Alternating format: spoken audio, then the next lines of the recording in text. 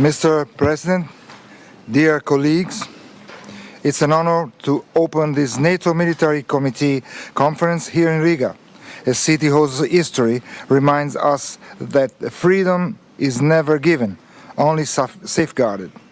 And it is an even greater privilege to have with us His Excellency the President of the Republic of Latvia, Edgar Rinkēvičs. Mr. President, your presence here is a true honor for the NATO Military Committee. You remind us that what we discuss in this room is not abstract. It concerns the security of our nations, the safety of our people, and the very fabric of our way of life. We meet at a historic moment.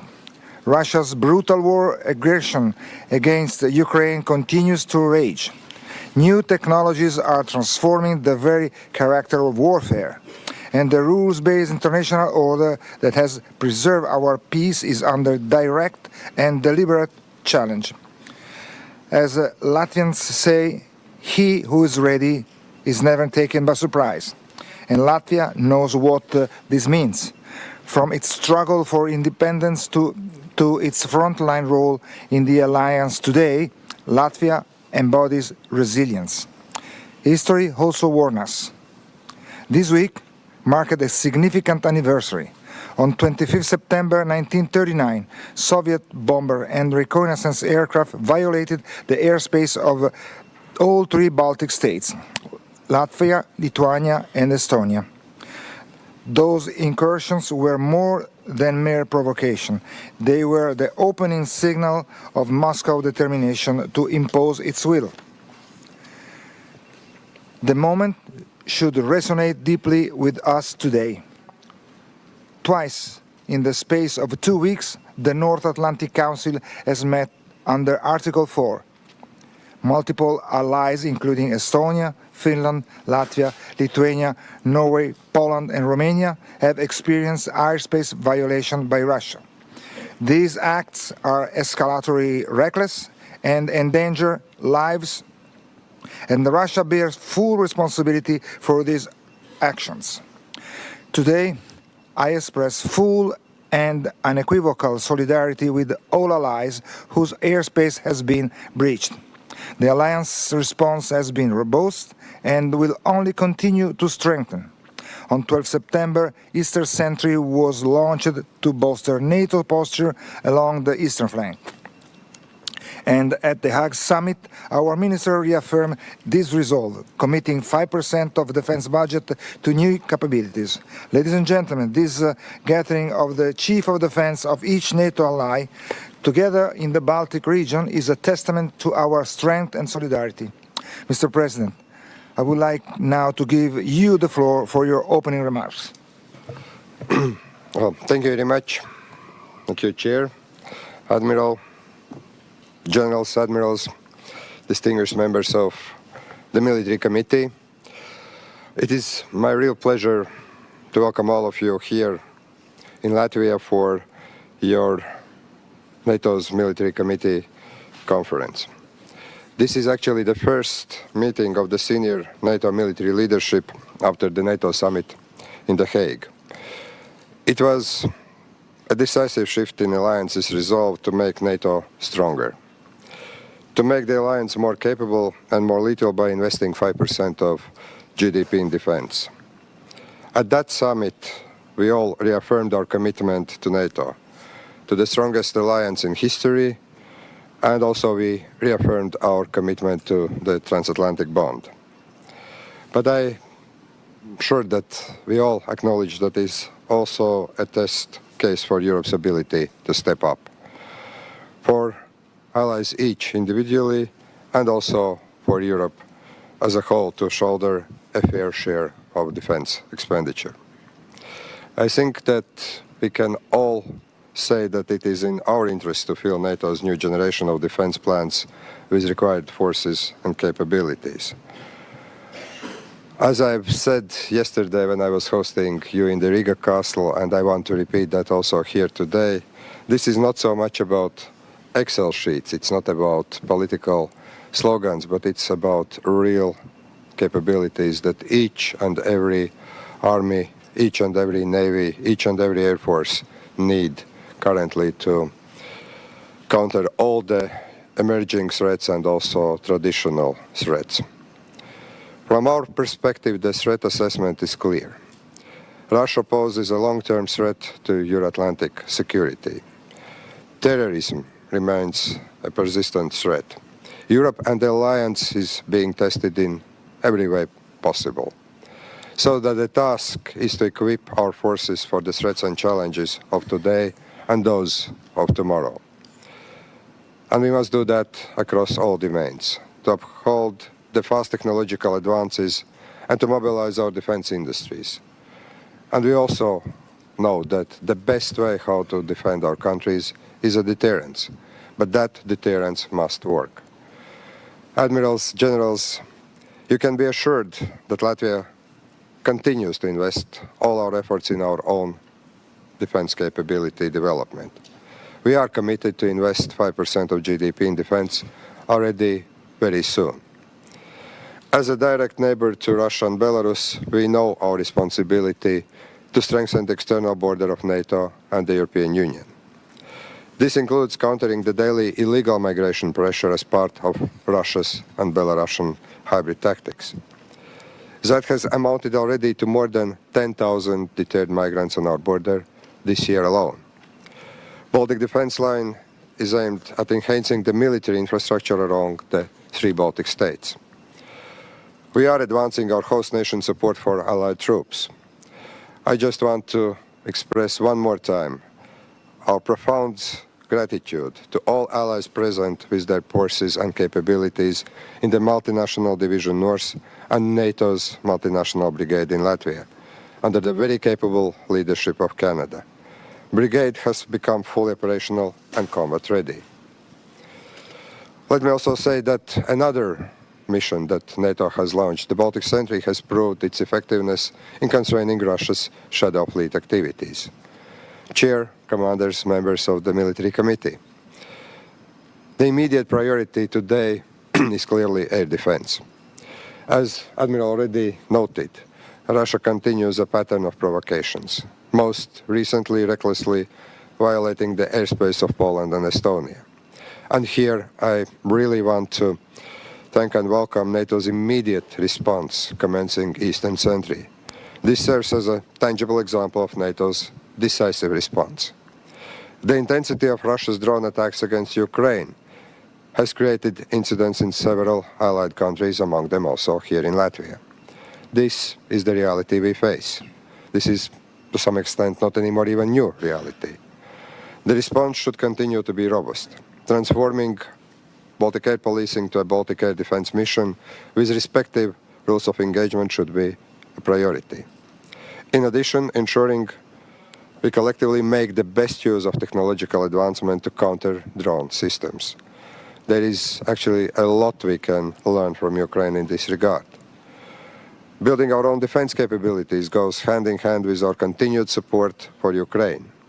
Our military support for Ukraine is 0.25% of GDP per year.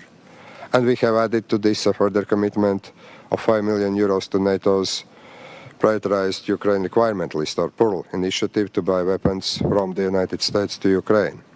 I think that we should continue to do our utmost to help Ukraine. To conclude, let me underscore the resolve and unity of NATO as our stronghold. Russia should be in no doubt that NATO and allies will employ, in accordance with international law, all necessary military and non-military tools to defend ourselves and to deter all threats from all directions. A clear deterrence message to Russia and reassurance to our own societies. Thank you. Thank you, Mr. President. I now give the floor to General Budans. Kaspar, brother, you have the floor. Thank you, Mr. Chair. Your Excellency, State President, Admirals, Generals, dear colleagues. It's great honor for myself and our armed forces to welcome you here in Riga for the NATO Military Committee Conference, as it was told first time here in Riga in this format. This gathering comes at a decisive moment for the alliance as we meet on the NATO's eastern flank to reaffirm the unity, cohesion and resilience that forms the foundation of the Euro-Atlantic security.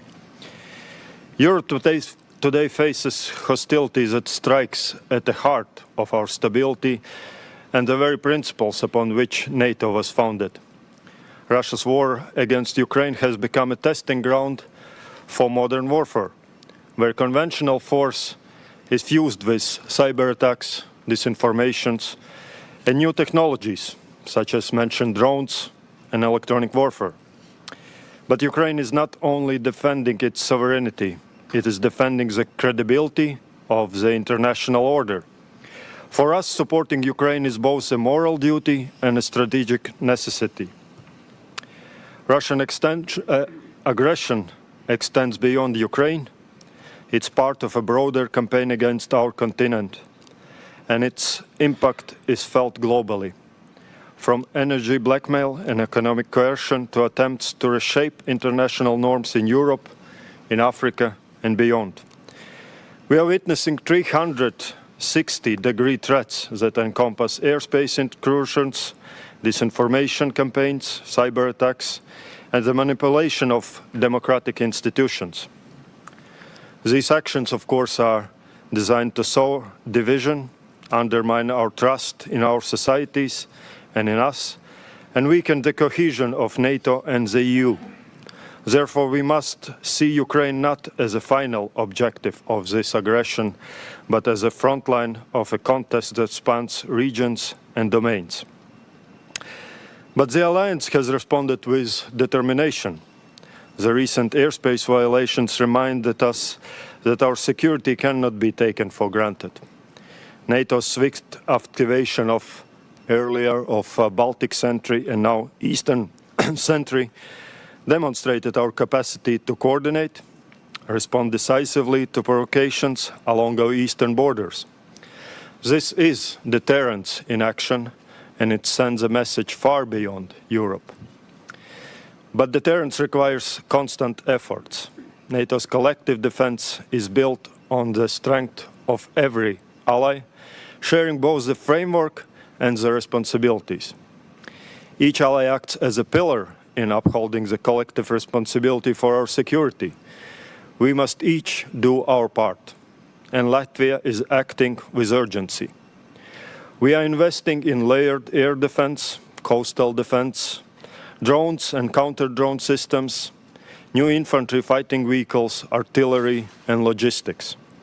The development of new training range, Celia, soon to be one of the largest in Europe, will significantly expand our readiness and interoperability with allies. Our priorities in years to come will continue to be ensuring credible deterrence and strengthening our defense, including increasing allied presence, improvement on our own capabilities, development of infrastructure, and increasing personnel. Although military strength is a corner of our security, it should be complemented by resilience of our societies. The nature of conflict is evolving, and resilience has become critical as a firepower. This is not only about Latvia, it's about the alliance as a whole. We must strengthen our societies against disinformation, cyber disruptions, and coercion, by ensuring that our economies and institutions remain secure. Colleagues, I'm confident that the discussions here in Riga will sharpen our shared vision of our future. They will reaffirm our commitment to modernization, sustained investment, and an alliance that remains cohesive, agile, and ready for the challenges of tomorrow. These are not optional ambitions. They are imperatives if we are to protect our nations, our partners, and the values that unite us. Thank you very much. Thank you, Chair. President Rinkiewicz, General Pudans, thank you for your inspiring words. Today, our 32 allies are collectively reinforcing our capabilities, strengthening our defense posture, including integrated air and missile defenses. I have no doubt that every ally around these tables' commitment to Article 5 is ironclad. Mr. President, ladies and gentlemen, that is what this military committee represents: clear, candid military advice forged collectively and given without hesitation. Mr. President, esteemed colleagues, let us seize this day in Riga not only to discuss but to strengthen the resolve that binds our alliance for our nations, for our people, and for those who will inherit the peace, freedom, and unity we defend today and always. But before we continue, it is our sacred duty that we pause now and dedicate a due moment to recognize the service of all men and women in uniform who relentlessly defend our freedom and share our values. Especially in these challenging times, they are the spearhead of our deterrence. Thanks to their dedication, every square centimeter of the Euro-Atlantic region remains protected, today as it has been for 76 years. On behalf of the NATO Military Committee, I wish to acknowledge their unwavering commitment, steadfast dedication, and remarkable courage in safeguarding our citizens. In particular, our thoughts are with those who have sacrificed their lives or sustained injuries during their service. Let us take a solemn moment to honor them and show our respect for their sacrifice. They will never be forgotten. Please let us rise.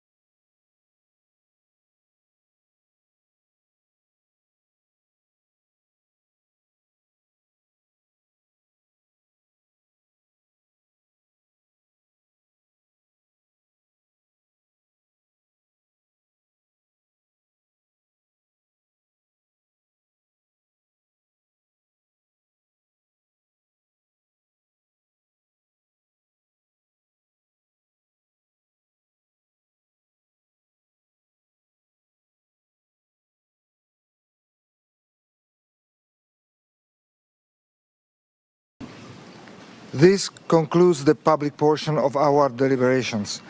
At the end of today's discussion, General Pudans and I will brief the media on the outcome of this meeting.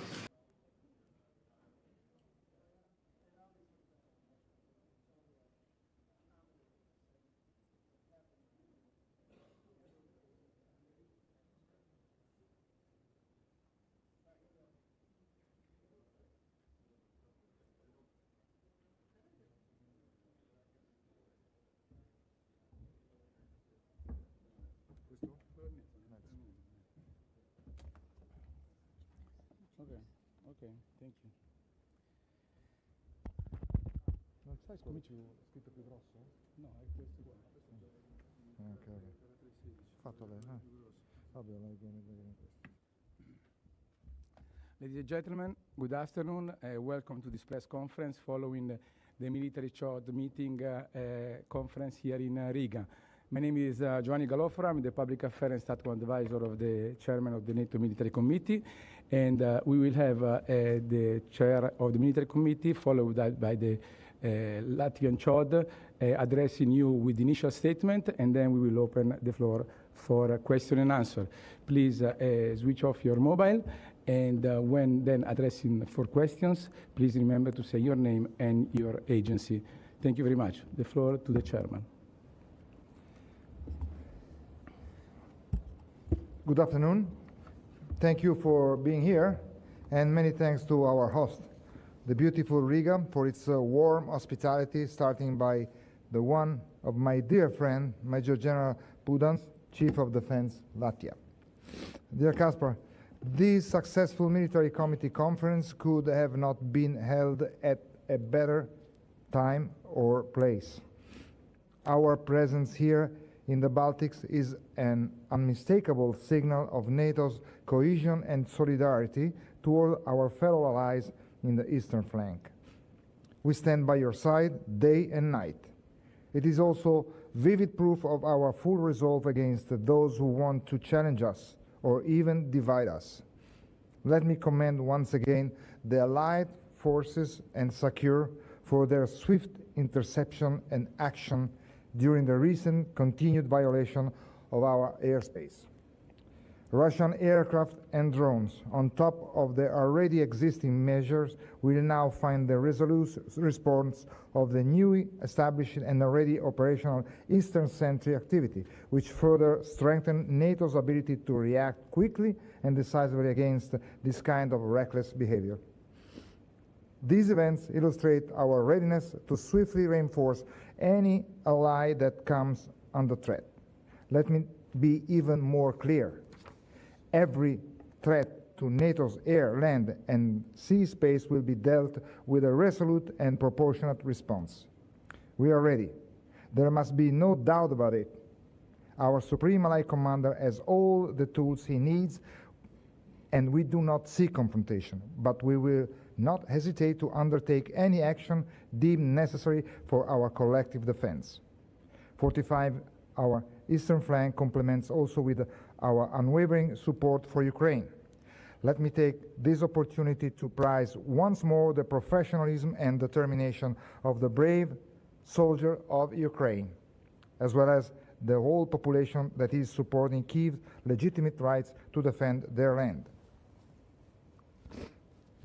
Their fight is our fight, and together with them, we are also learning lessons that are helping a number of allies improving our deterrence, focusing urgent investment in defense, starting from new technologies, but also sensors, weapons, kinetic and non-kinetic tools.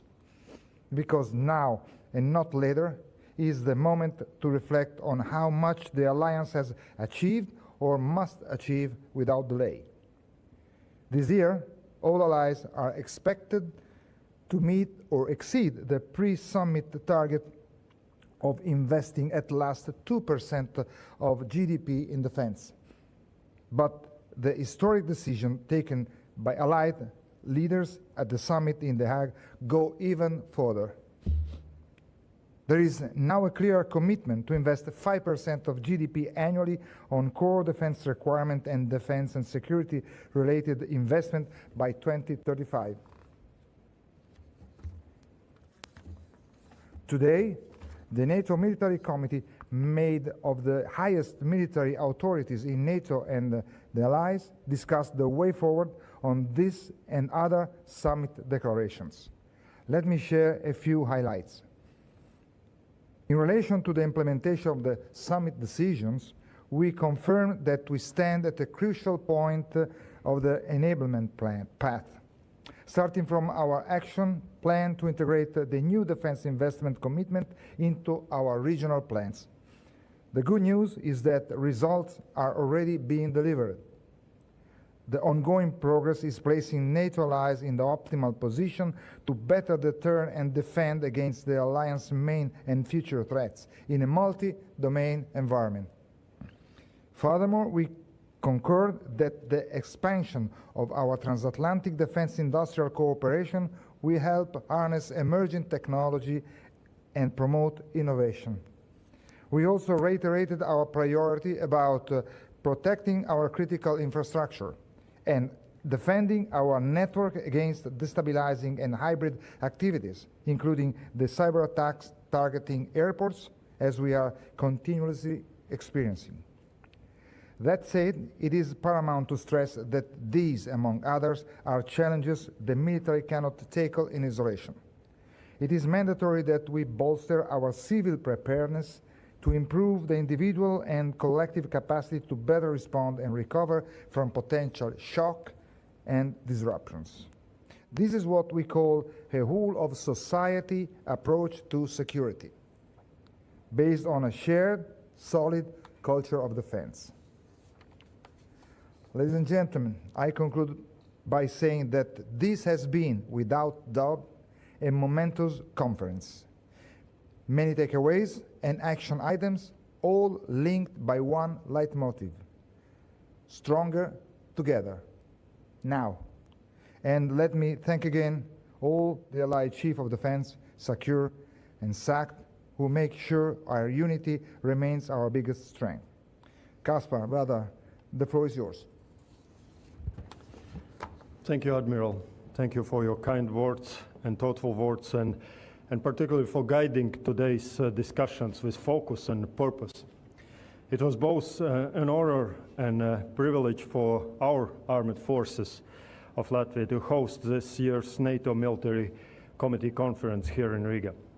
Your presence here is not only our shared commitment to collective security, but also the unity of our alliance. The Russian Federation has been deliberately violating NATO airspace over the past few weeks. Despite being concerning, these actions are neither new nor isolated. They are part of a wider campaign of intimidation and aggression that seeks to destabilize the region, test our unity, and challenge the credibility of deterrence. To be clear, NATO and the NATO Latvia are prepared to defend every single centimeter of NATO territory. Our national and regional defense plans are structured around the principle of fight tonight, now, as the chairman mentioned. While we hope for peace, we prepare for war, because preparation is the surest path to readiness. To that end, Latvia has made substantial progress towards strengthening our military capabilities. We have ongoing procurements and deliveries of advanced medium-range air defense system, coastal defense missiles, and modern rocket artillery. These additions mark a decisive step towards enhancing both our national defense and our contributions to the collective strength of the alliance. Moreover, Latvia has positioned itself as one of the frontrunners in the development and integration of autonomous systems and drone technologies. In today's rapidly evolving battle space, these tools are no longer optional. They serve as the critical enablers of combined arms operations, offering enhanced situation awareness, precision engagement, and operational flexibility. We are also in the process of implementing a layered air defense system, a comprehensive network designed to detect, track, and neutralize hostile multiple forms of detection and interception, creating a robust shield over our territory and our people. Our decisions are grounded in reality. We know that these actions work, because this is precisely what Ukraine has done in their heroic defense against Russian occupation. Ukraine's resilience, innovation, and tactical adaptation has inspired many of us. Latvia will continue to support Ukraine and its defenders in their just and sovereign struggle. As you all heard from Chairman, Russia continues to actively challenge the peace and security of the Euro-Atlantic area and beyond. Its provocations, whether it's through violations of airspace, cyber attacks, or disinformation campaigns, are all deliberate tests of our resolve. Such provocations demand a swift, coordinated, and strategic response. We must continue to strengthen our defense capabilities across land, sea, and air. The credibility of our deterrence lies in our readiness to act decisively across the full spectrum of threats. In response, NATO Eastern Sentry is testament to our collective understanding of these threats and our willingness to meet them head-on. It is a framework that enhances our defensive posture, deepens our cooperation among allies, and sends a clear signal to any adversary that NATO stands united. In concluding, I extend my sincere gratitude to every participant into today's discussion. This conference is reaffirmation of our common purpose, a platform for strategic alignment, and a symbol of steadfast determination to defend the peace and prosperity of our nations. Thank you. Admiral General, thank you very much. And now the floor is open for questions. Yes, please. Your name and agency, please.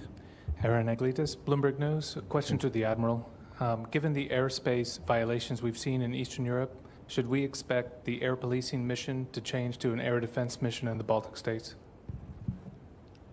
Well, considering that these events are pretty recent, I mean, all of them are still going into investigation.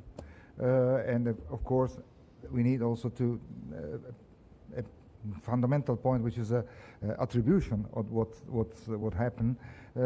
Is still, I would say, still premature to try to assess and go so further. I mean, this could be an option, depending on what will be the final assessment on what is trying to be investigated right now. I would say that this could be one of the options, but not the option. Patrick? Thanks, Patrick Tucker from Defense One. Are there, as a result of today's meetings and previous discussions, can you go into any details about additional capabilities that might come from elsewhere, other countries, here to the eastern flank to aid in a air defense or air policing mission as part of Eastern Sentry? Can you say it again, because I what are the, can you speak to any additional capabilities, pieces of equipment, jets, et cetera, that might come from other NATO members here to the eastern flank as part of Eastern Sentry or a broader air policing or air defense mission? Well, just consider Eastern Sentry is just a brand new operation, which is pretty much following the Baltic Sentry architecture. It is aimed to be first of all, to coordinate all the air policing mission that we are having in this area. So to be a coordination operation first, and then it will aim to have, I mean, all the eastern and northern flank covered, I mean, protected, with the principal characteristic to be flexible, so to have the whole architecture ready in place and just be able to move wherever it is necessary this or that kind of assets. And again, it's a multi-domain operation which is involving land and air activities, and if we go up further to north, it could be also maritime activities too, just totally integrated in protecting, let's say, 3,500 kilometers of borderline, and that's basically it. It is a growing activity right now. We will have more asset compared to what we had before, but again, the idea is this one: to have flexibility and capability to just move the position of all the assets in the more appropriate way wherever it is necessary, but covering the whole front line. Let's call it this way. I'll have a follow-up after. Yes, my name is Yuri Skaja. I represent the Spanish news agency EFI, and I have two questions. One I think is rather simple, the other one may be a bit difficult. So you take the other one. I take the simple one. No. The polls, or the media reporting that Poland is sort of saying that we will take down any undesirable flying objects in our territory. We're not going to ask NATO for permission. Does NATO have a unified protocol or policy on rules of engagement in such situations? And did you discuss that? That is my sort of first question. The difficult question is, what you have here, you have all of the top military commanders in NATO in one place, and that happens a couple of times a year, as I understand it, and that's nothing unusual. Next week, the entire military command, global military command structure of the United States is going to gather in one military base in Virginia, I believe, and nobody really knows what that's all about. Are you in some way a bit concerned, or do you know anything about it, or worried? I mean, what's going to happen? I'm sorry, worry about that? What? I'm sorry? About the meeting of all of the top American commanders in Quantico, Virginia, next week. That I believe he prefers to be called the Secretary of War has summoned to the U.S. from all over the world. I mean, including probably some of the gentlemen and ladies who are here. Yeah. Okay, first question is about ROEs, I mean, rules of engagement. I mean, NATO has rules of engagement. NATO is I mean, SACEUR, which is the Supreme Allied Commander, has all the tools to face any kind of a threat it can happen. I mean, and the reaction, any kind of reaction, is judged upon, I mean, what kind of threat is posed. I mean, could be interception, could be just accompany them out of the space, which is something which has been pretty common and happened pretty often. And as far as I remember, when I was shot, again, it was something that happened, some airspace violation, and then intercept, and then just lead them out of our airspace. And that's one action. But again, if they pose a danger, a threat to the alliance, I mean, SACEUR has the whole availability of a proportionate response to take. So I mean, as far as ROE, we are set, and ROE are kind of a living tool that can evolve as far as the threat is changing in getting, I mean, more let's say, reactive or less reactive, depending on how is the threat and what we assess the threat is. And the assessment goes up to the pilot. For example, just let me take for example a drone. Whenever they decide to shut it down with the appropriate chain of clearance, they also, for example, take into consideration what is down, what's the debris could cause. It's just part of the process of decision making, which goes from the Supreme Allied Commander up to the pilot in flight. That's basically it. As far as the reunion, well, it's a kind of new. As far as in my 49 years of service, I've never seen that before, but it's probably something that a message that the Secretary of Defense will convey to the top brass, and we will know about that right after it happened. But it's unusual, of course, never done before as far as I remember, but it is in his prerogatives, in his responsibilities and authority to do this. We'll see. Yep. Okay, yep. Thank you, Patrick Tucker again with Defense One. Understanding that this is not yet a policy decision that has been announced or perhaps even made, but among the NATO Military Committee, is there a plan, a known plan among all of the NATO members in the event that the United States were to draw down forces that are stationed in Europe? Okay, this is something that has been discussed a lot. First of all, we have in different, multiple situations guarantee that NATO, that U.S. cares about NATO, and they will not leave NATO alone. But NATO is a military alliance, is a defensive, political military alliance.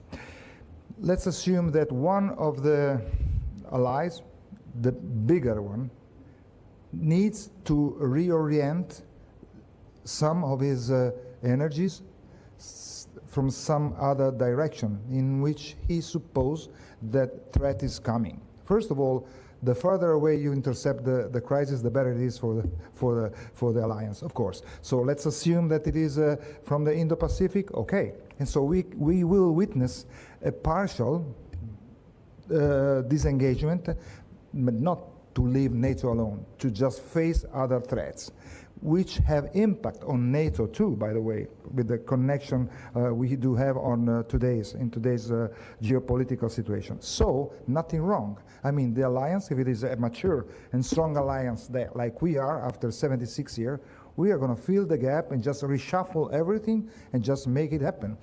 The thing is that, and if it will happen, it will be in a coordinated way, and we will do that together just to rebalance everything in the most efficient and effective way. But that's normal for an alliance. And if that's going to happen, we're going to work that out and face it like a big man. So to reiterate, you know how each NATO member knows how they would present new capabilities and work to fill that gap in the event that there were Yeah. partial but still participatory. Yeah, we will be able to handle that up to the point in which that if this will be done smoothly and coordinated, that's part of the game, and we were going to face it and solve it. That's one of the Lithuanian general.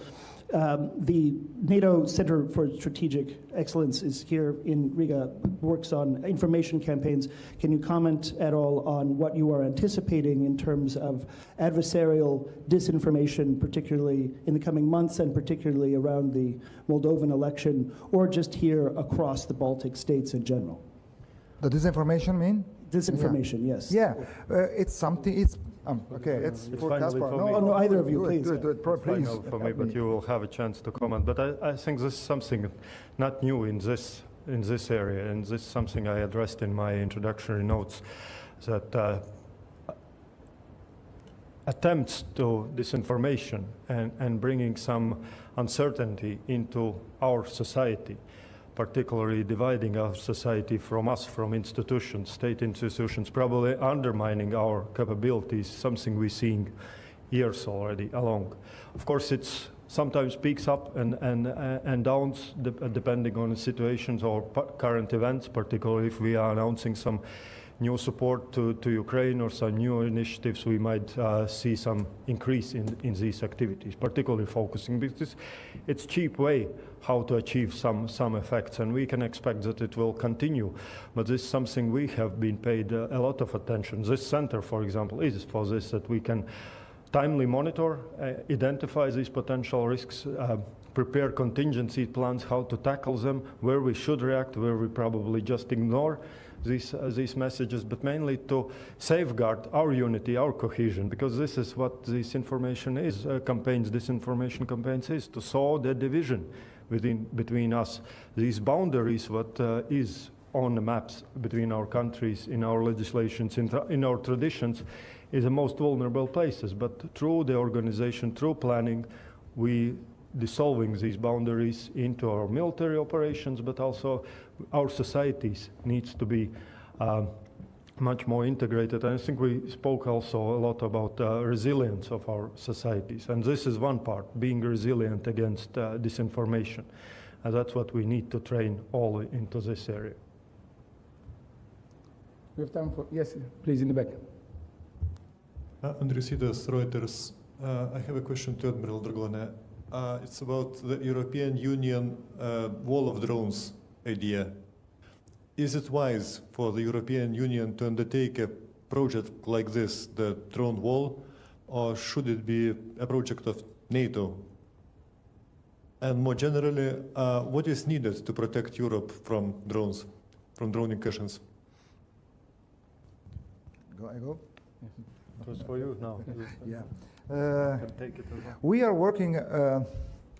are working on counter UAS evolution with our Supreme Allied Commander for Transformation in Norfolk, going through all the availability and all the possibility that we can have to face this kind of a threat. Of course, we have been doing our job with the F-35, with the F-18, and with something else. But you know, of course, we are striving for something which is, I mean, balanced compared to the threat. I mean, cost effective. And the wall drone, I'm not very familiar with that, but we are working within the alliance and with the partners, and the European Union is one of the partners. So the study we are doing, I mean, the study that the Supreme Allied Commander for Transformation is doing to give the alliance a reliable, affordable, effective system is taking into consideration also European Union. Also because consider that European Union has a pretty good leverage and grasp on the industry, on European industry. So that could be a key point in having everybody involved in finding this kind of solution. So basically, we are working. They are working. SACT is working with them, and I think we will find a solution which would be beneficial for all of us. I mean, also because if they into consideration the NATO eastern flank is pretty much the same that the European Union eastern flank. I mean, we are gonna have a beneficial effect together. Yuris, you have another question? Yep. Please. Yeah, my question is to Major General Pudans. The media have been reporting, we reported it first already in June, and now the Daily Telegraph picked it up, is that the Estonians are willing to have nuclear-capable F-35s stationed there. Do you, as the head of the armed forces, have a position on whether that would be a good thing to also have nuclear-capable aircraft stationed in Latvia? All our capabilities, what we're developing, is very much focused on being able to host allied troops wherever it's needed into our defense plans or deterrence requirements. Our capability stands there that it is available also for this type of jets being landed here. I think it will bring, of course, quite credible and robust deterrent signal and reassuring signal for our societies. Tactically, we still base or operationally base our advice, collectively made advice, on seeing where these kind of assets to be deployed. But from the perspective of reassurance or signaling, that was one of topics over these last couple weeks, and also previously when we most voicely advocated for increasing our air policing options and increasing our deterrence. And of course, Eastern Sentry is something we will have these assets deployed in a region and will be ready to host. Either it's nuclear capable or others, if multi-role, it's most what we need here to demonstrate our resolve. Thank you. Ladies and gentlemen, thank you very much for attending this press conference. This concludes this meeting, and see you soon. Thank you very much. Thank you. Thank you.